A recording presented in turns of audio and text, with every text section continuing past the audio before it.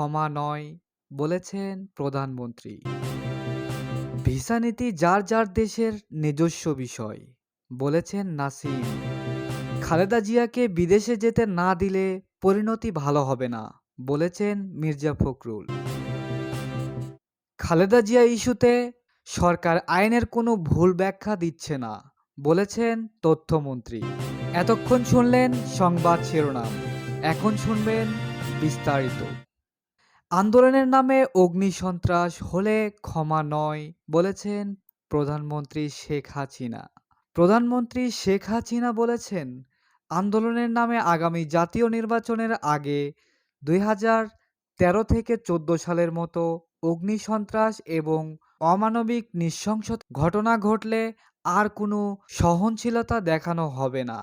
সাধারণ মানুষের ওপর হামলা বা মামলার ঘটনা ঘটলে ২ অক্টোবর লন্ডনের মেথডিস্ট সেন্টার হল ওয়েস্টমিনিস্টারে তার সম্মানে আয়োজিত একটি কমিউনিটি সংবর্ধনায় তিনি একথা বলেন।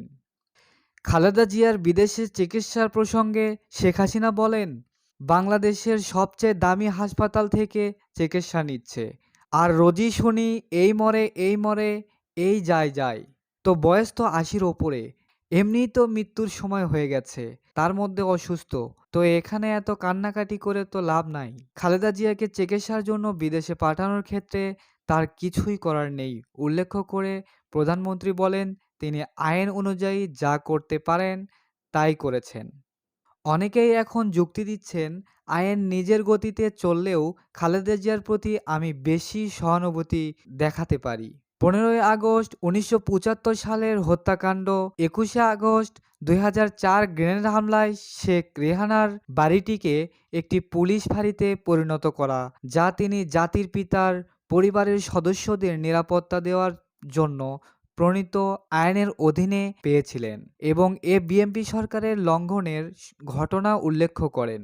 ছেলে কোকোর মৃত্যুর পর তাকে শেখ হাসিনা খালেদা জিয়ার বাড়িতে প্রবেশের অনুমতি না দেবার কথা উল্লেখ করে প্রধানমন্ত্রী বলেন, তারা কিভাবে খালেদা জিয়ার জন্য আমার কাছে থেকে আরও সহানুভূতি আশা করে। প্রধানমন্ত্রী দেশবাসীকে স্মরণ করিয়ে দেন যে বিএনপি জামাত জোট ২০১৩ থেকে ১৪ সালে যাত্রীবাহী বাস, ট্রেন ও লঞ্চসহ বহু ধরনের যানবাহনের পেট্রোল বোমা নিক্ষেপ করে জনগণকে জীবন্ত পুড়িয়ে হত্যা করে, সরকারি ও বেসরকারি সম্পত্তি ধ্বংস করে সারা দেশে তাণ্ডব চালিয়েছিল তথাকথিত আন্দোলনের নামে। তিনি বলেন, অগ্নিসংযোগের ঘটনায় নারীসহ অনেক লোক গুরুতরভাবে দগ্ধ হয়েছিল এবং তারা তাদের আঘাত নিয়ে অমানবিক জীবনযাপন করছে। প্রধানমন্ত্রী আরও বলেন, আন্দোলনে আমাদের কোনো আপত্তি নেই। সন্ত্রাস, অগ্নিসংযোগ করে মানুষ হত্যা এবং দেশের সম্পত্তি নষ্ট করা তাদের আন্দোলন। এর আগে ২৯ জন পুলিশ সদস্যকে হত্যা করেছে। দুর্দশাগ্রস্ত মানুষের জীবন নিয়ে এমন কোনো চেষ্টা করা হলে কোনো ক্ষমা করা হবে না। অনুষ্ঠানের মঞ্চে উপস্থিত ছিলেন পররাষ্ট্রমন্ত্রী ডক্টর কে আব্দুল মোমেন এবং আওয়ামী লীগের প্রচার ও প্রকাশনা সম্পাদক ডক্টর আব্দুস সোবহান গোলাপ। যুক্তরাজ্য আওয়ামী লীগের সভাপতি সুলতান শরীফের সভাপতিত্বে অনুষ্ঠিত সঞ্চালনা করেন সাধারণ সম্পাদক সৈয়দ সাজেদুর রহমান ফারুক। ভিসা নীতি যার যার দেশের নিজস্ব বিষয়, বলেছেন নাসিম। ভিসা নীতি যার যার দেশের নিজস্ব বিষয়। বাংলাদেশেও বিশ্বের সমৃদ্ধ দেশের সব নাগরিককে ভিসা দেয় না বলে মন্তব্য করেছেন আওয়ামী লীগের যুগ্ম সম্পাদক আফম বাহাউদ্দিন নাসিম। মঙ্গলবার ৩ অক্টোবর সিরডাপ আন্তর্জাতিক সম্মেলন কেন্দ্রে অনুষ্ঠিত বিএজেএ প্রশিক্ষণ কর্মশালার সমাপনী অনুষ্ঠানে প্রধান অতিথি বক্তব্যে তিনি একথা বলেন। তিনি বলেন, বাংলাদেশের কৃষকরা ন্যায্য দামে সারের জন্য বিএনপি জামাতের সময়ে জীবন দিয়েছে। অধিকার অর্জনে তারা জীবন দিয়েছে, একবার নয় একাধিকবার। এই কৃষির জন্য বঙ্গবন্ধুর কন্যা শেখ হাসিনা ভর্তুকির জায়গাটা ধরে রেখেছে। কৃষি নিয়ে যারা রাজনীতি করে তাদের অর্জন টেকসই হবে না। বাংলার আওয়ামী লীগ দেশের কৃষকদের জন্য অন্তপ্রাণ। আমাদের দেশের মানুষের বেঁচে থাকার জন্য, খাদ্য নিরাপত্তার জন্য আমরা কাজ করি। বাংলাদেশ ভয়াবহ খাদ্য সংকটে পড়েছে, এমন আতঙ্ক মানুষের মাঝে ছড়ানো হয়েছিল, তাতে লাভ হয়নি।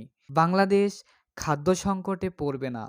বাহাউদ্দিন নাসিম আরও বলেন, বাংলাদেশ এখন উন্নয়নের রোল মডেল। সর্বক্ষেত্রে আমাদের দেশ এগিয়ে গিয়েছে। এসব কিছু সম্ভব হয়েছে প্রধানমন্ত্রী শেখ হাসিনার জন্য। তার দক্ষ নেতৃত্বে বর্তমানে আমরা ধান উৎপাদনে বিশ্বের ৩য় অবস্থানে রয়েছি। এছাড়া শাকসবজি উৎপাদনেও বাংলাদেশের অবস্থান ৩য়। আমাদের প্রিয় মাতৃভূমিতে ব্যাপক চা উৎপাদন হয়। বাংলাদেশ চা উৎপাদনের বিশ্বে চতুর্থ স্থানে রয়েছে। আমাদের প্রাণী সম্পদ খ্যাত যথেষ্ট ভালো অবস্থানে রয়েছে। মুক্ত জলাশয়ে মাছ উৎপাদনের আমরা বিশ্বের ৩য় এবং ইলিশ মাছ উৎপাদনের আমরা বিশ্বের ১ম স্থানে রয়েছি। খালেদা জিয়াকে বিদেশে যেতে না দিলে পরিণতি ভালো হবে না, বলেছেন মির্জা ফখরুল। বিএনপি চেয়ারপারসন খালেদা জিয়াকে বিদেশে উন্নত চিকিৎসা নিতে না দিলে পরিণতি ভালো হবে না বলে সরকারকে হুঁশিয়ারি দিয়েছেন দলটির মহাসচিব মির্জা ফখরুল ইসলাম আলমগীর। তিনি বলেন, খালেদা জিয়ার কিছু হলে এর সমস্ত দায়-দায়িত্ব সরকারের নিতে হবে। আইনের দোহাই দিয়ে বিদেশে চিকিৎসা নেওয়া থেকে তাকে বঞ্চিত করার সুযোগ নেই। তাকে বিদেশে চিকিৎসা নিতে যেতে না দেওয়া হলে পরিণতি ভালো হবে না।